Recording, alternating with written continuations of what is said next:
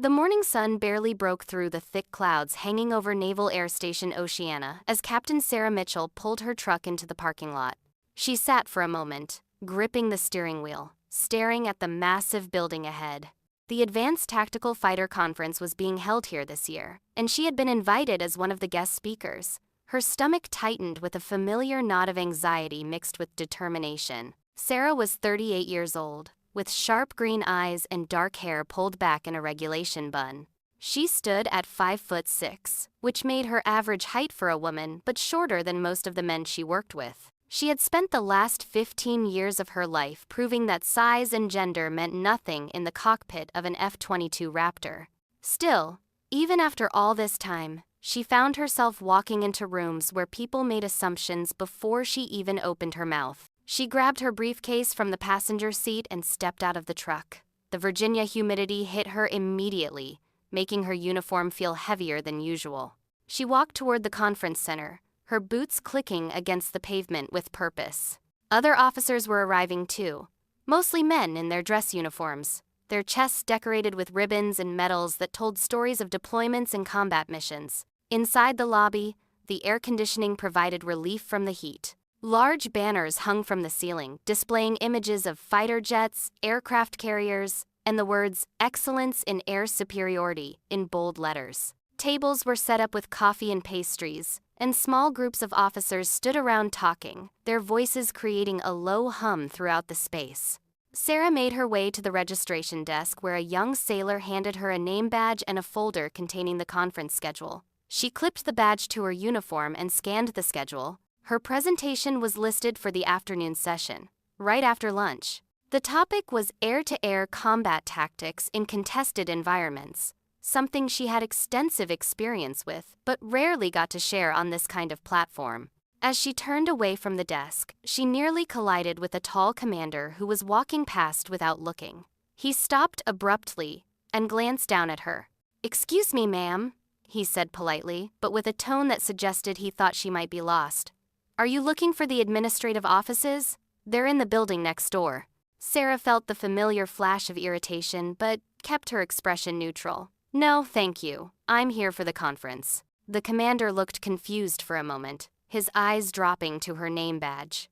Before he could say anything else, Sarah walked past him toward the auditorium. She had learned long ago that trying to explain herself to every person who made assumptions was exhausting and pointless. Her record spoke for itself, even if people didn't always bother to look at it. The auditorium was already filling up with attendees. Rows of chairs faced a large stage, where a podium stood waiting for the first speaker. Sarah found a seat toward the middle of the room, not too close to the front, but not hidden in the back either. She wanted to observe without drawing attention to herself before her own presentation. As people continued to file in, she noticed the demographics of the room. Out of roughly 200 attendees, she could count fewer than 10 women. This wasn't surprising. Fighter aviation remained one of the most male-dominated fields in the military. Despite the barriers that had been officially removed years ago, women had only been allowed to fly combat missions since 1993. And even now, decades later, the culture was slow to change. The lights dimmed slightly, and a voice came over the speakers asking everyone to take their seats. The conference was about to begin. A captain walked onto the stage to welcome everyone and introduce the first speaker of the day. Sarah settled into her chair, preparing for what would likely be several hours of technical presentations before her turn came. The morning sessions focused on aircraft maintenance challenges, supply chain logistics, and updates on new weapons systems being developed. Sarah took notes occasionally, but her mind kept drifting to her own presentation. She had practiced it dozens of times, refining every slide and every transition. She wanted it to be perfect, not because she needed to prove anything to herself, but because she knew others would be watching more critically than they would watch a male pilot giving the same presentation. During the break before lunch, Sarah stepped outside for some fresh air.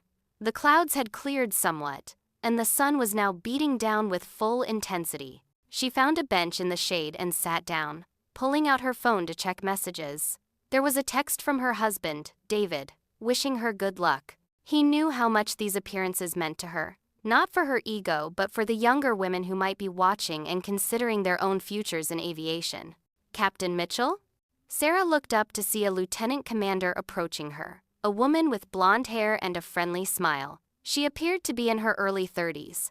"Yes," Sarah replied, standing up out of habit. "I'm Lieutenant Commander Rebecca Hayes.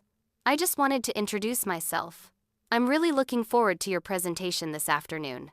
I'm a Super Hornet pilot, and I've heard a lot about your work with the Raptor." Sarah felt herself relax slightly.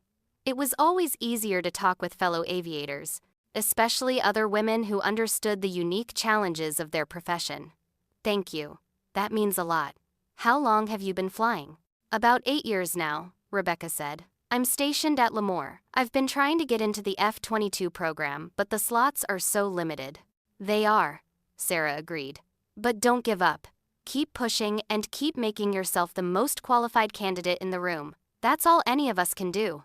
They talked for a few more minutes before Rebecca excused herself to make a phone call. Sarah appreciated the interaction. It reminded her why she had agreed to speak at this conference in the first place. Representation mattered, even when it felt like a burden. Lunch was served in a large banquet hall adjacent to the auditorium. Long tables were set up with sandwiches, salads, and various side dishes. Sarah grabbed a plate and found an empty seat at one of the round tables scattered throughout the room. She ate quietly, watching the dynamics around her. Groups of officers who clearly knew each other from previous assignments sat together, laughing and sharing stories. A few people sat alone like her, either by choice or circumstance. As she finished eating, she noticed a small commotion near the entrance to the banquet hall. A group of senior officers had arrived, and people were standing up to greet them. Sarah recognized several of them from their photographs and reputations. These were the heavy hitters, the admirals and generals who made decisions that affected thousands of people and billions of dollars in equipment. Among them was Admiral James Harrington, a man in his early 60s with silver hair and a chest full of ribbons that demonstrated a distinguished career spanning back to the First Gulf War. He was known as a brilliant strategist, but also as someone from the old guard, someone who had come up in a military that looked very different from the one that existed today. The Admiral and his group found a table near the front of the room. Sarah watched as junior officers approached to introduce themselves and shake hands. It was standard networking behavior at these events, but Sarah had never been comfortable with it. She preferred to let her work speak for itself rather than trying to make connections through small talk and forced charm. As lunch wrapped up, people began making their way back to the auditorium for the afternoon sessions. Sarah threw away her trash and followed the crowd. Her presentation was scheduled to start in about 30 minutes, right after a brief introduction from one of the conference organizers. Backstage, a technician helped her connect her laptop to the presentation system and run through a quick audio check. Everything seemed to be working properly. Sarah took a few deep breaths, rolling her shoulders to release tension. She had flown combat missions in some of the most dangerous airspace in the world, but standing in front of 200 people to give a presentation still made her nervous in a completely different way. The organizer, a friendly captain named Mike Sullivan, came backstage to check on her. "Ready to go, Captain Mitchell?" "As ready as I'll ever be," Sarah replied with a slight smile. "Great. I'll give you a quick introduction, hit the highlights of your background, and then you're on. You'll have 45 minutes for the presentation and 15 minutes for questions. Sound good?" "Perfect." Captain Sullivan walked out onto the stage, and Sarah could hear him speaking through the monitors backstage. He was welcoming everyone back from lunch and introducing the afternoon session. Then he began talking about her. "Our next speaker has one of the most impressive records in tactical aviation that I've ever seen. Captain Sarah Mitchell has over 3,000 flight hours in the F-22 Raptor, including multiple combat deployments to both the Middle East and the Pacific Theater. She's earned the Distinguished Flying Cross, the Air Medal with 3 oak leaf clusters, and has been recognized as one of the top air-to-air combat instructors in the United States Air Force." Sarah listened as he continued, feeling both proud and slightly embarrassed by the attention. She had done her job, nothing more and nothing less than what was expected of any pilot in her position. But she also knew that her accomplishments were noteworthy, precisely because of how few women had been given the opportunity to achieve them. And she's earned a call sign that has become legendary among fighter pilots. Ladies and gentlemen, please welcome Captain Sarah Mitchell, call sign Reaper. Sarah walked out onto the stage as the audience applauded politely. The lights were bright, making it difficult to see individual faces in the crowd. She approached the podium, placed her notes down, and looked out at the audience. "Good afternoon," she began, her voice steady and clear. "Thank you for that introduction, and thank you all for being here today. I want to talk to you about something that every fighter pilot faces, but that we don't always discuss openly: the reality of air-to-air combat in contested environments against near-peer adversaries." She clicked to the first slide, which showed a map of the South China Sea. The nature of air warfare has changed dramatically over the past 20 years. We've become accustomed to operating in permissive environments where we have complete air superiority, but that's not the future we're preparing for. As Sarah spoke, she fell into a rhythm. This was her element, talking about flying and tactics and the technical details that separated good pilots from great ones. She explained the capabilities of the F-22, its stealth characteristics, its sensor fusion systems, and most importantly, how to use those tools in combat. She shared stories from her deployments, carefully avoiding classified information but giving enough detail to make the lessons real. She talked about intercepts of Russian fighters over international waters, about the split-second decisions that had to be made when an adversary was testing boundaries and trying to provoke a response. The audience was engaged, leaning forward in their seats, taking notes. Sarah could feel the energy in the room shifting as people realized they were hearing from someone who had actually done the things they were discussing, not just studied them in a classroom or read about them in a manual. She was about halfway through her presentation when she noticed Admiral Harrington stand up from his seat near the front. For a moment, she thought he might be leaving, which would be both rude and disappointing. But instead, he moved to an empty seat even closer to the stage, apparently wanting to hear better. This small gesture gave Sarah a boost of confidence. She continued through her slides, discussing tactics for dealing with advanced surface-to-air missile systems, explaining how to coordinate with other aircraft in a strike package, and emphasizing the importance of training that replicated realistic threats rather than easy victories. "The thing about the F-22, Sarah said, clicking to a slide that showed the aircraft in flight, is that it gives you capabilities that no other fighter in the world can match. But capabilities mean nothing without the skill and judgment to use them properly. I've seen young pilots climb into a Raptor and think they're invincible because they're flying the best jet ever built. That kind of thinking gets people killed." She paused, letting that sink in. "The call sign Reaper didn't come from some heroic moment where I shot down a dozen enemy fighters. It came from my instructors during training, because I was relentless in debriefs. I would pick apart every mistake, every missed opportunity, every fraction of a second where someone could have made a better decision. Some people thought I was too harsh, too critical, but I believed then, and I believe now, that we owe it to each other to demand excellence, because when we're in combat, lives depend on it." The room was completely silent, except for her voice. Sarah knew she had them now, really had them. And she used that attention to drive home her main points about the importance of realistic training, the need for constant innovation in tactics, and the absolute necessity of respecting your adversaries. She finished her prepared remarks with about 5 minutes to spare, which was exactly what she had planned. "I'll be happy to take your questions now," she said, stepping slightly to the side of the podium to be more visible. Hands shot up around the room. The moderator pointed to a lieutenant colonel in the third row. "Ma'am, you mentioned sensor fusion as being critical to the Raptor's effectiveness. Can you elaborate on how that changes the tactical decision-making process compared to legacy aircraft?" Sarah launched into a detailed explanation, using examples from her own experience. More questions followed, each one more technical and specific than the last. She answered them all with confidence and precision, occasionally adding humor when appropriate, but never losing sight of the serious nature of the topics. After about 10 minutes of questions, the moderator indicated they were almost out of time. "We have time for one more question," he announced. Admiral Harrington stood up. The room immediately focused on him, everyone recognizing his rank and the deference it commanded. Sarah felt her heart rate increase slightly. This was it. The moment where someone senior would either validate her presentation or question her credibility in front of everyone. The Admiral looked directly at Sarah, his expression unreadable. Captain Mitchell, I have to admit something. When I saw your name on the schedule today, I made some assumptions. I'm not proud of them, but I think honesty is important.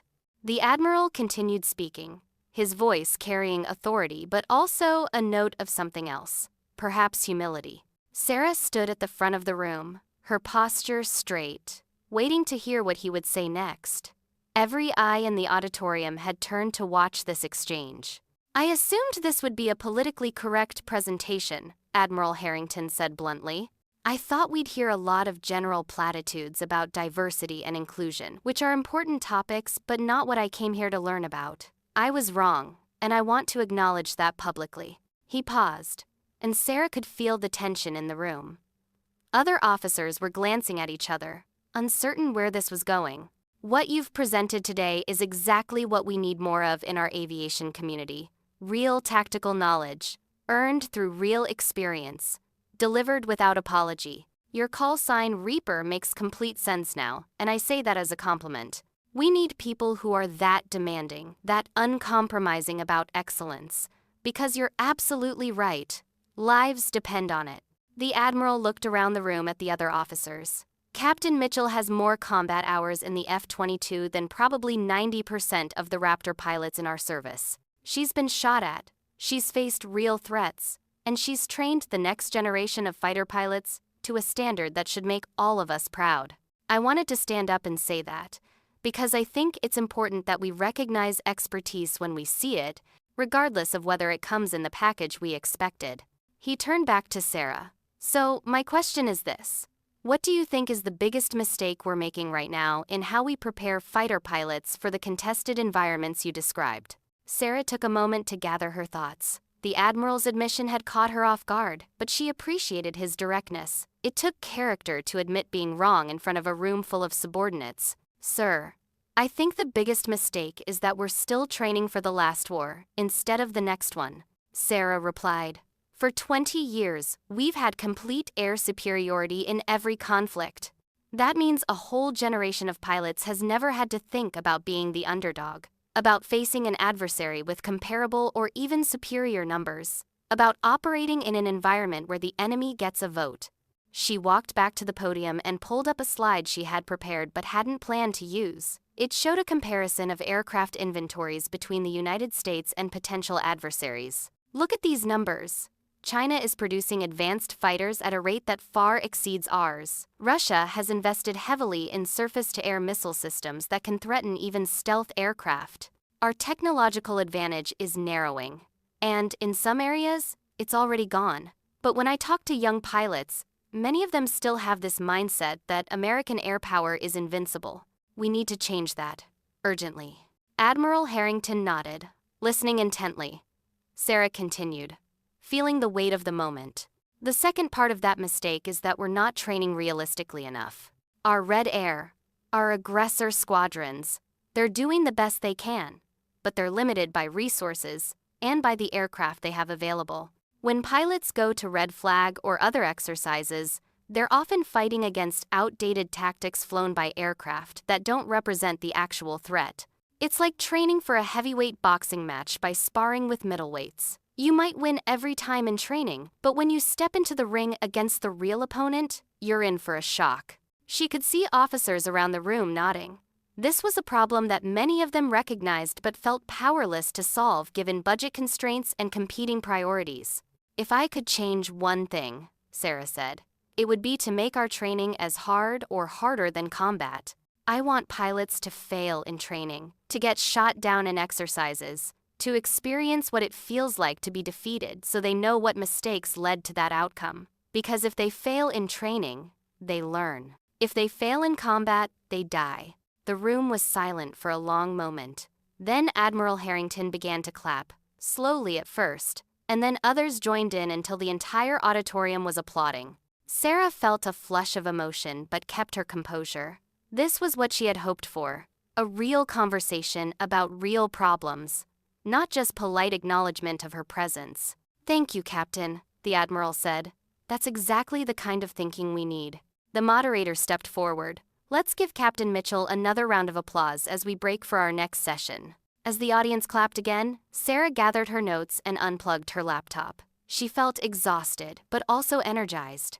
The presentation had gone better than she could have hoped, and the Admiral's comments, though unexpected, had validated not just her presence, but her perspective. As she walked off the stage, several people approached her wanting to talk. She shook hands and exchanged business cards with captains and majors who wanted to discuss tactics or ask about opportunities to train with her unit. Rebecca Hayes, the lieutenant commander she had met at lunch, gave her an enthusiastic thumbs up from across the room. But Sarah noticed that Admiral Harrington was also making his way toward her, moving through the crowd with purpose. She waited as he approached, unsure what to expect from this further interaction. "Captain Mitchell," he said, extending his hand. "Could we speak privately for a few minutes?" "Of course, sir," Sarah replied, shaking his hand. His grip was firm, the handshake of someone who had spent his entire life in the military. They walked out of the auditorium and found a small conference room that was empty. The Admiral closed the door and gestured for Sarah to sit. She did, and he took a seat across from her, his posture relaxing slightly now that they were away from the crowd. "I meant what I said in there," he began. "About my assumptions. I'm 63 years old, Captain. I learned to fly in a very different Navy than the one that exists today. When I was coming up, there were no women in combat aviation. It's not an excuse, but it's context for why someone like me might walk into a room and make snap judgments based on outdated experience." Sarah listened carefully. She had heard similar admissions before, though rarely from someone with 4 stars on their shoulder boards. "But here's the thing," the Admiral continued. "I don't want to be that guy. I don't want to be the dinosaur who can't see past his own biases. So I'm trying to learn, even at my age, and sometimes that means being publicly wrong." "I appreciate that, sir," Sarah said. "And for what it's worth, I think your willingness to say what you said in there means a lot. A lot of people have those same assumptions, but they never examine them or admit when they're wrong." Admiral Harrington leaned back in his chair. "Tell me something honestly. How often do you walk into rooms and face what you face today? People assuming you don't belong? Or that you're there to check some box rather than because you're genuinely one of the best at what you do?" Sarah considered her answer. She could give him the polite version, the one that minimized the problem, or she could give him the truth. "Every day, sir. Every single day," she said finally. "Sometimes it's subtle, like someone explaining something to me that I already know better than they do. Sometimes it's overt, like being mistaken for an administrator when I'm walking into a fighter pilot briefing. I've had maintainers assume I'm lost when I show up to pre-flight my own aircraft. I've had other pilots make jokes about whether I can reach the rudder pedals. Most of the time, it's not malicious. People just don't expect to see a woman doing this job, so their brains take a second to adjust." "That must be exhausting," the Admiral said. "It is," Sarah admitted. "But it's also just reality. I knew what I was signing up for when I decided to pursue this career. The question isn't whether it's fair or whether it's easy. The question is whether it's worth it. And for me, it absolutely is." The Admiral nodded slowly. "How many women are flying F-22 seconds right now?" "Including me?" 12, sir. Out of about 500 total Raptor pilots in the Air Force. 12, he repeated, as if testing the weight of the number. "That's not enough." "No, sir, it's not. But it's 12 more than there were 20 years ago. Progress is slow, but it's happening." They sat in silence for a moment, both processing the conversation. Finally, Admiral Harrington leaned forward, his expression serious. "Captain Mitchell, I'm going to be direct with you. I'm currently serving as the Deputy Commander of Fleet Forces Command. One of my responsibilities is overseeing the development of advanced tactics and training for naval aviation. After hearing your presentation today, I think you're exactly the kind of officer we need helping to shape that training." Sarah felt a surge of interest, but kept her expression neutral. "I'm Air Force, sir, not Navy." "I'm aware," the Admiral said with a slight smile, "but that doesn't mean we can't collaborate. Joint operations are the future of how we fight, and we need people who can think across service boundaries. I'd like to invite you to participate in a working group we're putting together to redesign our fighter training curriculum. It would involve some travel, probably a few weeks of your time over the next 6 months, but I think your input would be invaluable." Sarah's mind raced. This was exactly the kind of opportunity that could make a real difference, not just for her career, but for how the next generation of fighter pilots would be trained across all services. "I'm very interested, sir," she said carefully, "but I'd need to get approval from my chain of command." "Of course. Give me your commander's name, and I'll make some calls. I have a feeling we can make this happen." They exchanged information, and Admiral Harrington stood up, signaling that the meeting was over. As they walked back toward the auditorium, Sarah felt like something significant had just shifted. This day had started with her just hoping to give a decent presentation and not embarrass herself. It was ending with a potential collaboration that could influence fighter training across the entire military. The rest of the conference passed in a blur. Sarah attended a few more presentations, but her mind kept returning to her conversation with the Admiral. She exchanged contact information with several other officers who wanted to stay in touch, including Rebecca Hayes, who was practically glowing with excitement about their earlier conversation. As the day wrapped up and people began to leave, Sarah found herself walking out to the parking lot, alongside a group of fellow aviators. They were discussing the various presentations and debating some of the technical points that had been raised.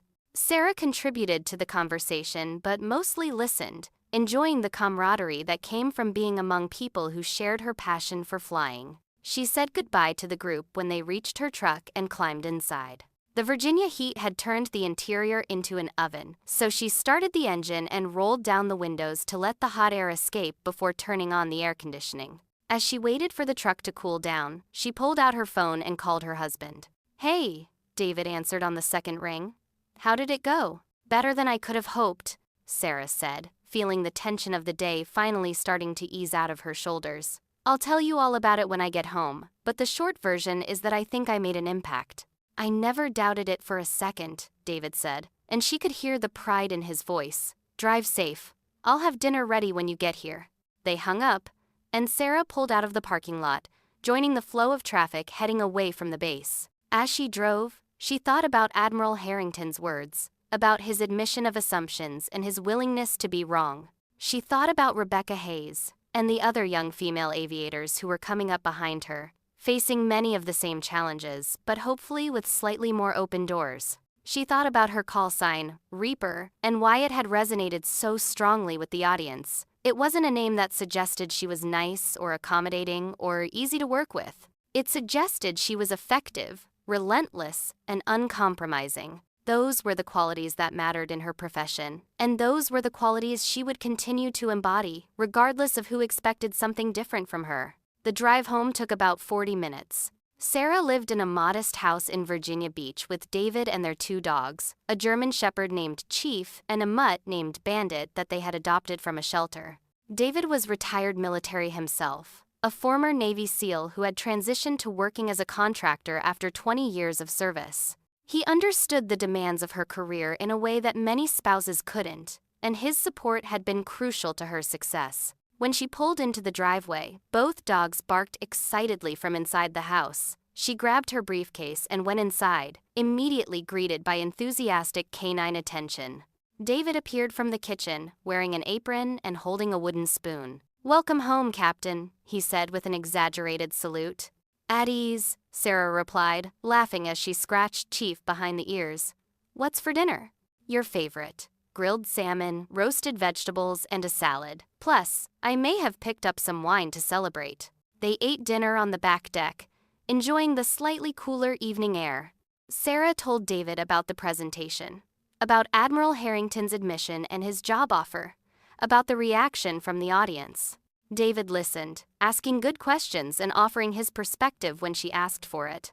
"I'm proud of you," he said simply when she finished. "You walked into that room knowing people would judge you before you even opened your mouth, and you changed their minds through pure competence. That's not easy." "It shouldn't have to be that way," Sarah said, taking a sip of her wine. "But I guess I'd rather change minds one room at a time than not be in the room at all." "That's my girl," David said with a grin. "The Reaper." Sarah laughed. The call sign had started as a joke among her instructor pilots during her F-22 training. She had been so intense in debriefs, so unwilling to let any mistake slide, that one of the instructors had said she was reaping every soul in the room. The name stuck, and over the years, it had taken on additional meaning as her combat record grew. Other pilots learned that when Reaper was leading a mission, standards would be high and excuses wouldn't be tolerated. But they also learned that those standards kept people alive. Later that night, as Sarah lay in bed, she thought about the path that had brought her to this point. She had grown up in a small town in Montana, the daughter of a rancher who had never quite understood her fascination with airplanes. She had joined the Air Force straight out of high school, enlisted first, working as a crew chief while she earned her college degree through night classes. She had applied to officer training school, been accepted, and then fought her way through pilot training, through fighter training, and finally through the incredibly selective F-22 program. The months following the conference brought changes that Sarah hadn't fully anticipated. Admiral Harrington had been true to his word, making the necessary phone calls to her chain of command. Within 2 weeks, she received orders detailing her to the joint working group he had mentioned. The assignment would run parallel to her regular duties, requiring her to travel to various bases and facilities to consult on training curriculum development. Her first working group meeting was scheduled for early December at Naval Air Station Fallon in Nevada, home to the Navy's Strike Fighter Tactics Instructor Program, better known as Top Gun. Sarah had visited Fallon once before during a joint exercise, but this would be her first time participating in discussions that could reshape how fighter pilots across all services were trained. The morning she arrived at Fallon, the desert landscape stretched out endlessly, under a pale blue sky. The air was crisp and cold, a sharp contrast to the Virginia humidity she had left behind. She checked into the visiting officers' quarters and then made her way to the Top Gun facility, a complex of buildings that looked deliberately understated from the outside, but housed some of the most advanced training technology in the world. Inside the main briefing room, about 15 people had already gathered. Sarah recognized a few faces from the conference, including a Marine Corps major named Tom Rodriguez, who flew F-35 seconds and had asked several sharp questions during her presentation. Others were new to her: Navy commanders and lieutenant commanders, a couple of Air Force colonels, and several senior enlisted personnel who served as training specialists. Admiral Harrington arrived precisely on time, accompanied by a rear admiral that Sarah didn't recognize. They took seats at the front of the room, and the admiral called the meeting to order. "Thank you all for being here," he began. "We've assembled this group because we have a problem that needs solving, and we need the best tactical minds we have to help us solve it. The problem is simple to state but complex to address. Our training isn't keeping pace with the threats we're likely to face in the next conflict." He gestured to one of his staff officers, who pulled up a presentation on the large screens mounted around the room. The slides showed intelligence assessments of Chinese and Russian military capabilities, force projections, and analysis of recent exercises conducted by potential adversaries. "This isn't theoretical," the admiral continued. "We're watching near-peer competitors develop tactics specifically designed to counter our traditional advantages. They're training against mock-ups of our aircraft, studying our historical patterns, and investing in technologies meant to neutralize our strengths. Meanwhile, we're still largely training the way we did 20 years ago." Sarah studied the slides carefully. The data confirmed what she had been saying in her presentation, but seeing it laid out this comprehensively made the situation feel even more urgent. "Over the next 6 months," Admiral Harrington said, "this working group will develop recommendations for updating our fighter training curriculum across all services. We're going to examine everything: the length of training programs, the scenarios we use, the metrics we track, the way we evaluate performance. Nothing is off the table." He looked around the room, making eye contact with various members of the group. "I've asked Captain Mitchell to co-chair this effort, along with Commander Steve Blackwood from VFA 102. Some of you know Steve, some know Captain Mitchell, and I expect you'll all get to know each other very well over the coming months. These two officers represent the kind of tactical expertise and combat experience we need driving this process." Commander Blackwood stood up. He was a tall man in his early 40s with graying hair and a no-nonsense demeanor. "Thanks, Admiral. For those who don't know me, I've got about 2,500 hours in the Super Hornet, multiple deployments, and I currently serve as an instructor at Top Gun. I'm looking forward to working with all of you on this." Sarah stood as well. "I'm Sarah Mitchell. Call sign Reaper. I fly F-22 seconds out of Langley, and I've spent the last few years as a tactics instructor and mission commander. I think we have an opportunity here to make a real difference in how we prepare our people for combat, and I'm committed to making sure we get this right. The meeting lasted for the next 4 hours. The group broke into smaller teams to tackle different aspects of the training problem. Sarah found herself working with Tom Rodriguez and 2 Navy commanders on the question of realistic threat replication. They debated how to create training scenarios that accurately reflected the capabilities of advanced adversaries without requiring prohibitively expensive equipment or modifications to existing aircraft. The problem we keep running into, Tom said, is that our Red Air can't replicate the performance characteristics of the newest Chinese fighters. We're having our guys play adversary roles in aircraft that are frankly outmatched by what we'd be fighting. It's like asking someone to pretend to be a Ferrari while they're driving a Honda. Right, Sarah agreed. But we're not going to get Congress to buy us a fleet of Su-35 seconds or J-20 seconds just for training. So we need to get creative. What if we focused less on exact performance replication and more on tactical replication? Use our aircraft in ways that mimic the tactics we'd face, even if the flight envelope isn't identical. One of the Navy commanders, a woman named Jennifer Park, leaned forward. That could work, but it would require a complete overhaul of how we train our adversary pilots. Right now, we give them general guidelines and let them be creative. What you're suggesting would require much more structured adversary training. Exactly, Sarah said. We need dedicated adversary squadrons whose entire job is to study and replicate enemy tactics, not just in the air, but in planning, in communications, in the whole approach to air combat. Make it as realistic as possible in every dimension except the actual hardware. They continued developing this concept, sketching out what such a program might look like. By the end of the session, they had the outline of a proposal that would dramatically change how the military thought about Red Air training. During a break, Commander Blackwood approached Sarah.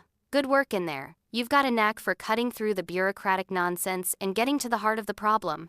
Thanks, Sarah replied. I figure we don't have time to waste on politics or being overly diplomatic. People's lives are at stake. Steve smiled. That's exactly why the Admiral wanted you on this team.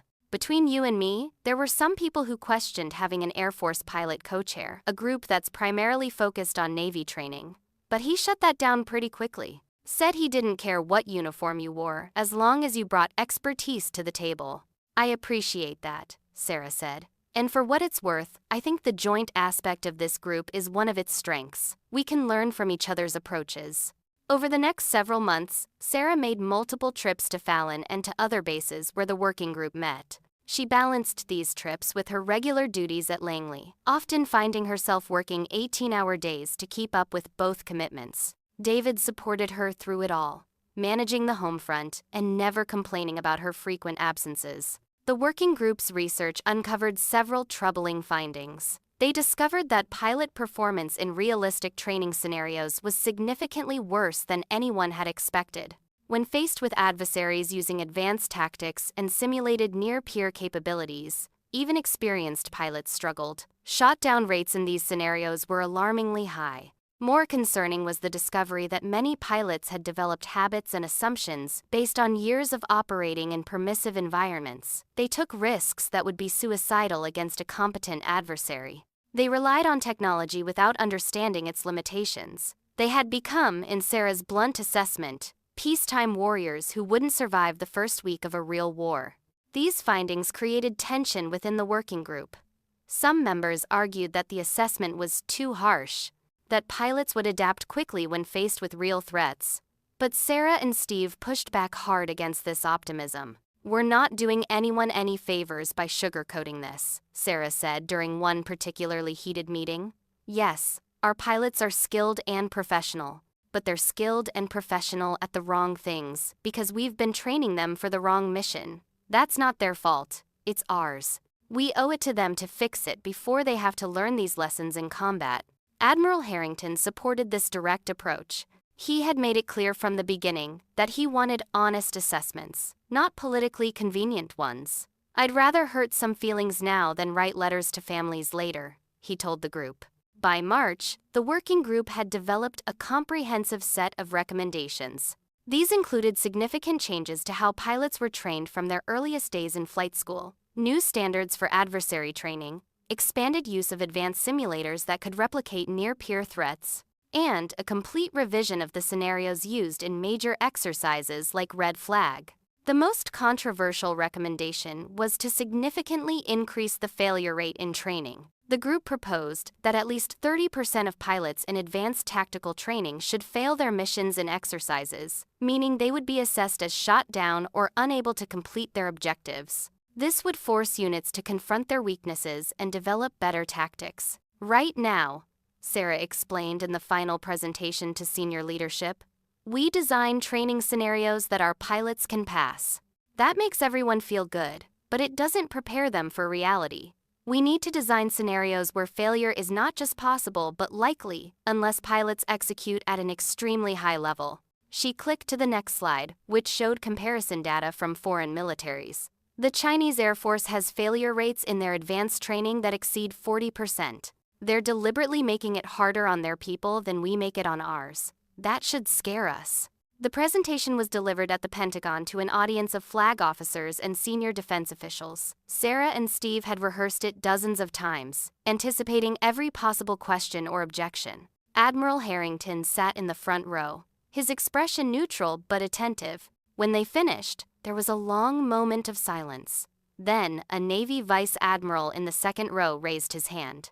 This is ambitious, and I appreciate the thoroughness of your analysis. But I have to ask, where's the money going to come from? What you're proposing would require significant additional resources for adversary squadrons, simulator time, and extended training periods.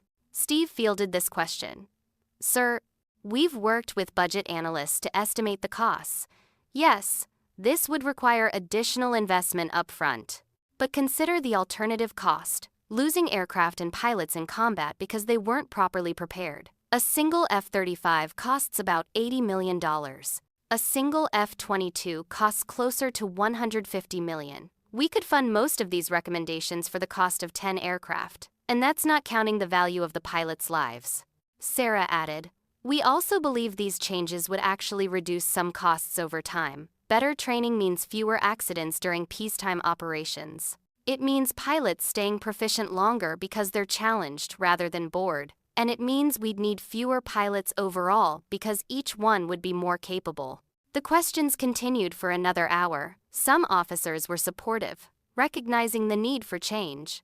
Others were skeptical, worried about implementation challenges or pushback from within the pilot community. But by the end of the session, Admiral Harrington stood up and made it clear where he stood. I'm endorsing these recommendations fully, he said. We'll need to work through the budget process and get approval from the Secretary, but I want everyone in this room to know that I believe this is the right path forward. Captain Mitchell and Commander Blackwood have done exceptional work, and their team has given us a roadmap for necessary change. After the meeting, Sarah felt simultaneously relieved and exhausted. 6 months of intense work had culminated in this moment, and now it was out of her hands. The recommendations would wind their way through the Pentagon bureaucracy, and some would be approved while others would be modified or rejected. That was the reality of trying to change large military organizations. As she packed up her materials, Admiral Harrington approached her. Captain Mitchell, I want you to know how impressed I've been with your work on this project. You've demonstrated not just tactical expertise, but strategic thinking and leadership that goes well beyond your rank. Thank you, sir, Sarah replied. I'm just glad we had the chance to tackle these issues seriously. The Admiral paused, seeming to consider his next words carefully. I'm putting you in for early promotion to Major. Your leadership on this working group, combined with your operational record, makes you one of the most qualified captains in your year group. You should expect to pin on your new rank within the next few months. Sarah was momentarily speechless. Promotion to field grade officer was significant, opening up new command opportunities and responsibilities. I don't know what to say, sir. I'm honored. You've earned it, the Admiral said simply. And between you and me, I think you're destined for much bigger things if you want them. Have you thought about your career path beyond the cockpit, wing command, staff positions? Air Force leadership is going to need people like you in senior roles. This was a conversation Sarah had been having with herself for several years. She loved flying more than almost anything else in her life, but she also recognized that she couldn't be a line pilot forever. At some point, if she wanted to continue making an impact, she would need to accept positions that involved less stick time and more administrative work. I think about it, sir, she admitted. Right now, I'm focused on being the best tactical aviator and instructor I can be. But I'm also realistic about the fact that those opportunities won't last forever. When the time comes to transition to broader leadership roles, I'll be ready. Good? Admiral Harrington said. The military needs warrior scholars, people who've proven themselves in combat but can also think strategically about the future. You're one of those people. They shook hands, and Sarah headed back to her hotel to pack for her flight home. As she rode in the taxi back to her room, she reflected on how much had changed since that day at the conference in Virginia. She had walked into that auditorium assuming she would face skepticism and having to prove herself yet again. She had walked out with new opportunities and a chance to influence training across the entire military. But more importantly, she had helped shift the conversation.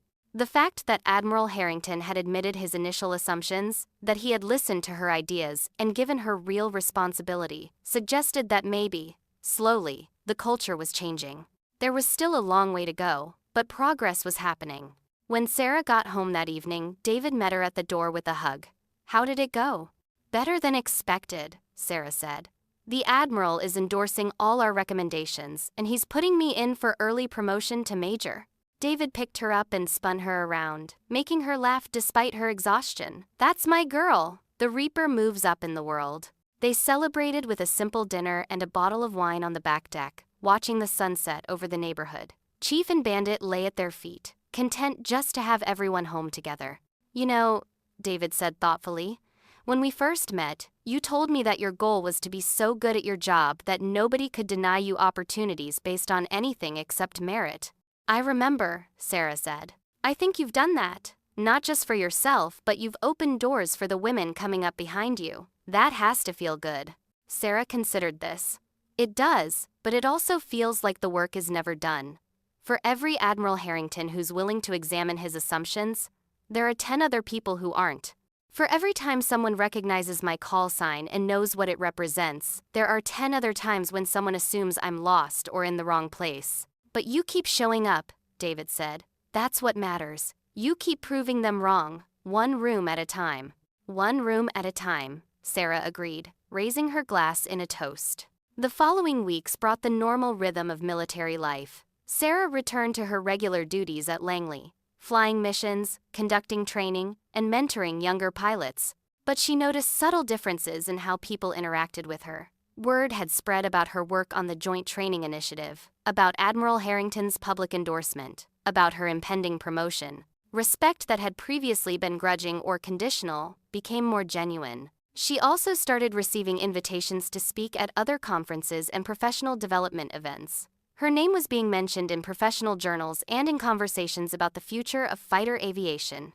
The call sign, Reaper, was becoming known beyond just her immediate community. In late April, Sarah's promotion to major came through. The ceremony was held in a hangar at Langley, with her squadron and wing leadership in attendance.